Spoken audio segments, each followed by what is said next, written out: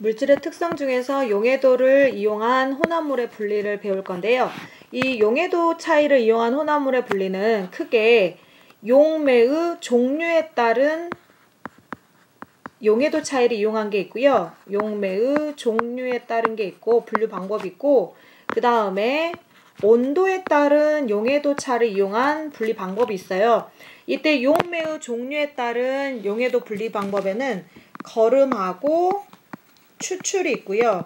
이제 용해도 차가 조금 내용이 좀 많은 것 같아요. 그 다음에 온도에 따른 방법에는 우리가 결정, 근데 이제 다시 결정을 계속해서 반복적으로 순도 높은 결정을 만들기 때문에 앞에 다시 제자가 붙어서 재결정하고, 그 다음에 결정을 한 종류만 얻어지는 게 아니라 차근차근 두 종류 이상의 결정을 분리해내는 분별 결정이 있습니다. 펜인식이 잘 안 돼서 글씨가 좀 엉망이죠. 그런데 이 중에서 제가 거름부터 설명을 할 건데, 거름이라는 거는 말 그대로 걸러주는 거죠. 그럼 느낌이 오시나요?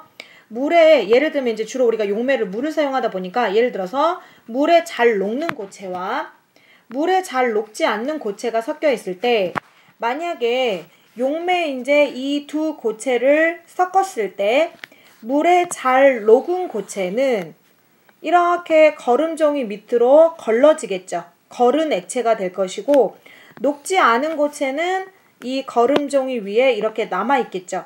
그래서 녹지 않은 고체는 거름종이 위에 남아있는 거를 갖다가 우리가 따로 모아두면 되고, 이제 거름종이를 통과한, 이렇게 거름종이를 통과한 이 거른액을 갖다가 증발 접시에 넣고서 우리가 가열하면 물은 증발하고 우리가 분리하고자 하는 결정만 남겠죠. 그러면 항상 요 단어는, 분리 단어는 반드시 분리하는 물질의 종류, 그러니까 물질의 특성과 분리 방법과 얘를 반드시 알아두셔야 되는데요. 모래와 소금, 이거 다 아시죠? 용매로 물을 사용했을 때 물에 녹지 않는 것은 거름종이 위에 남고요. 모래가. 그 다음에 거른액은 이제 소금물, 즉 염화나트륨 수용액이 되겠죠. 거기서 물이 증발하면 소금이 얻어질 테니까 둘을 분리할 수 있겠죠. 그 다음에 여기가 이제 좀 많이 중요하거든요. 우리가 지금 제가 여기에 소금이라고 적혀 있지만 선생님이 소금은 무엇이다? 그렇죠. 염화나트륨이죠. 그러면 여기서 한번 질문 한번 해볼까요? 그러니까 소금, 염화나트륨은 화합물이죠. 근데 이제 소금을 물에 섞은 소금물은 균일 혼합물인데, 보통 우리가 용액에 이름을 붙일 때는 용질의 이름을 먼저 써주죠. 그래서 염화나트륨, 물에 녹았으니까 뭐가 되는 건가요? 그쵸? 수용액이죠. 우리가 수용액은 선생님이 뭐다? 이거는 균일 혼합물이다. 그래서 이제 요거 한번 해볼게요. 만약에 용매를 물을 사용했을 때는 누가 녹나요? 그렇죠. 물을 사용하면 소금이 녹겠죠. 소금이 녹으니까 우리가 거른액 속에는 소금물이 있을 것이고, 거름종이 위에 남는 물질은 나프탈렌이 되겠죠. 그 다음에 이번에는 우리가 용매를 뭐를 쓸 거냐면 에탄올을 쓸 거거든요. 근데 이 에탄올에는 소금이 녹는 게 아니라 나프탈렌이 녹아요. 나프탈렌이 녹기 때문에 이번에는 거름종이 위에 남는 물질이, 그렇죠, 에탄올에 녹지 않는 소금이고, 요거 잘 보세요. 항상 우리가 용액에 이름을 붙일 때는 용질의 이름을 먼저 써주거든요. 나프탈렌을 에탄올에 녹였기 때문에 나프탈렌 에탄올 용액이 될 텐데, 이렇게 거른 액 속에, 피커 속에 나프탈렌 에탄올 용액에서 에탄올을 증발시키면 이제 나프탈렌이 분리가 돼서 나오겠죠. 용매의 종류에 따른 용해도 차이 두 번째, 이제 추출이 있는데요. 추출은 어떤 특정 성분 하나만을 녹여내는 거고요. 아마 여러분들이 들어보면 이제 알 수 있는 것들이 있는데, 처음에 우리가 뜨거운 물에다가 왜 녹차라든가 이렇게 티백 같은 걸 넣어두면 우러나오죠. 이렇게 녹차에 있는 성분 중에서 우리가 물에 녹는 성분만 뽑아내는 거, 그러니까 한 가지 성분만 녹여내는 걸 우리가 추출이라고 합니다. 그 다음에 콩이라는 거는 주성분은 단백질이죠. 근데 콩 속에는 콩 단백질이 있고요. 글씨 알아보시겠어요? 이게 펜인식이 진짜 안 돼서, 단백질과 그 다음에 콩 속에 또 지방도 있어요. 그래서 콩 속의 지방으로 우리가 콩기름 만들잖아요. 식용유 아시죠? 근데 지방을 갖다가 지금 여기는 헥세인이라는 용매로 이 콩 속의 지방만을 녹여내거든요. 그런데 핵세임 말고 일부 학교는 뭐 에테르다 이렇게 나온 학교도 있습니다. 녹여서 분리를 하고요. 그 다음에 나물은 쓴맛이 있거든요. 그거를 물이라는 용매의 쓴맛을 녹여서 없애고요. 그 다음에 덜 익은 감, 우리가 떫다라고 하는데 이 떫은 맛의 성분인 탄닌이라는 성분이 있어요. 이 성분은 외울 필요는 없고요. 탄닌 성분을 소금물로 녹여내는 거고, 그 다음에 요거 좀 잘 보셔야 돼요. 식초라는 거는 우리가 균일온합물이거든요. 기억하실지 모르겠는데 빙초산, 즉 아세트산이라는 화합물이 순물질이 어디에 섞여 있는 거냐면 물에 녹아 있는 거거든요.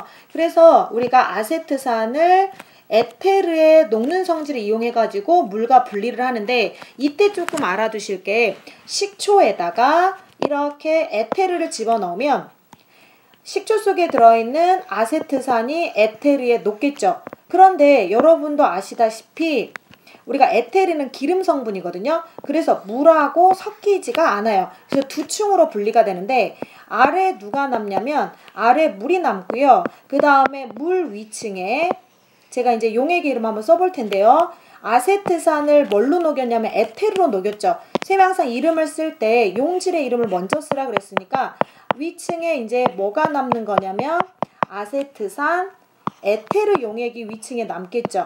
이렇게 뜨는 거죠. 밀도가 작아서. 그러면 나중에 우리가 분별 깔때기를 이용해서, 분별 깔때기 기억나세요? 밀도차를 이용한 분리 액체 혼합물이요. 그래서 우리가 아니면 뭐 스포이트로 덜어내든지 해서 아세트산 에테르 용액을 걷어서 에테르를 증발시키면 아세트산이 남는 거고 밑에 물이 남는 거죠. 그러면 이제 분리를 하는 거죠. 하지만 여기서 이제 목적은 물을 분리하는 게 목적이 아니라 한 특정 성분, 즉 아세트산을 녹여내는 거죠. 그 다음에 이제 꽃 속에 향기 내는 물질을 분리해서 우리가 뭐를 만든다? 향수를 만든다. 그 다음에 위에서 나왔었죠. 우리가 따뜻한 물에 녹차 티백 넣었을 때 물이 무슨 색으로 바뀌는 거? 초록색. 그 다음에 여러분들이 중학교 1학년 때 하나 배우신 게 있어요. 어떤 게 있었냐면 우리가 잎을 갖다가 에탄올에 넣고 가열하면 이 에탄올 성분이 잎 속의 성분 중에서 엽록소라는 녹색 색소를 녹여내는 게 있었거든요. 이제 그런 것들이 다 추출이 되겠네요. 이제 온도에 따른 용해도 차이를 이용한 분리를 설명할 건데, 온도에 따른 용해도 차이를 이용한 분리는 분별 결정과 하나가 더 있죠. 재결정이 있거든요. 근데 이제 재결정은 이제 이게 강의 시간이 너무 길어지면 업로딩이 안 돼서 나중에 다시 설명할 건데, 분별 결정이라는 거는 여기서 계산 문제가 하나 나올 수 있거든요. 용해도에서 아마 풀어보신 분들 있으실 거예요. 우리가 온도에 따른 용해도 차이가 굉장히 큰 고체, 예를 들면 이제 질산, 칼륨, 요 밑에 예를 보시면 여기 보시면 이제 붕산이라든가 질산 칼륨이라든가 질산 나트륨이 용해도 차이가 굉장히 큰 고체고요. 그 다음에 주변에 이제 용해도 차이가 굉장히 작은, 즉 염화나트륨 같은 경우, 염화나트륨이 굉장히 용해도 곡선에서 완만하죠. 이 두 가지 물질이 섞여 있을 때 일단 높은 온도에서 녹인 후에 서서히 냉각을 시켜요. 그러면 우리가 이때 뭐 된다라고 배웠냐면 석출된다 그랬죠. 석출된다는 표현은 녹아있던 물질이 녹지 않고 고체 성분으로 분리가 된다는 얘기죠. 그러면 붕산과 염화나트륨을 갖다가 이거를 충분한 온도에서 녹여서 찬물에 넣고서 석출시키면 이때 거름종이 위에 남는 애가, 거름종에 남는 애가 용해도 차이가 어떤 고체다? 그렇죠.